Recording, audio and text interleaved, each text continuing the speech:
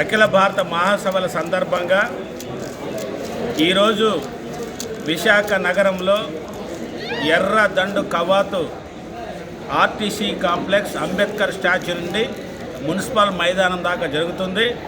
వివిధ జిల్లాల నుంచి పెద్ద ఎత్తున యువతి యువకులు వచ్చారు. వేలాది మందితో జరుగుతున్నటువంటి రెడ్ షర్టు కవాతులో ఈ దేశ సమైక్యత సమగ్రత కోసం మత సామరస్య కోసం నినదిస్తూ సాగుతున్నటువంటి ఈ ఎర్రదళం కవాతుకి విశాఖపట్నం ప్రజలు అపూర్వమైనటువంటి స్వాగతం పలికారు. ఇప్పటికే గత 2 రోజుల నుంచి ట్రైనింగ్ పొందుతున్నారు. ఈ దేశంలో రోజు రోజుకు పెరుగుతున్న మతోన్మాదం, దేశ సమైక్యతను విచ్ఛిన్నం చేసే మతోన్మాద ఆర్ఎస్ఎస్ దుర్మార్గాలకు వ్యతిరేకంగా ఈ దేశ ప్రజల రక్షణ కోసం కార్మిక వర్గం పెద్ద ఎత్తున ఐక్యంగా ఉద్యమించడానికి రానున్న కాలంలో ప్రైవేటీకరణ, పని గంటల పెంపు విధానానికి వ్యతిరేకంగా బీజేపీ మతోన్మాదం ప్రభుత్వం పెంచినటువంటి పని గంటలు పెంపడం, కార్మిక చట్టాలు, అదేవిధంగా కోట్ల మందికి అన్నం పెడుతున్నటువంటి ఉపాధి హామీ చట్ట సవరణ కోసం ఈ దేశంలో ఉపాధి హామీ చట్టాన్ని కూడా మహాత్మా గాంధీని చంపినటువంటి గాడ్సే వారసులుగా రామ్జీ చట్టం పేరుతో తెచ్చింది.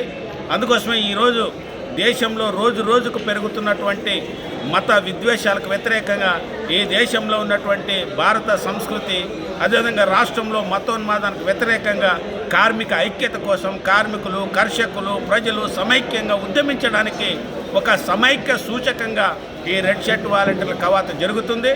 యువతి యువకులు పెద్ద ఎత్తున ఉత్సాహంగా వచ్చారు. 16 సంవత్సరాల నుండి 40 సంవత్సరాలు కలిగినటువంటి యువత రాష్ట్ర నలుమూలల నుంచి వేలాది మంది వచ్చారు.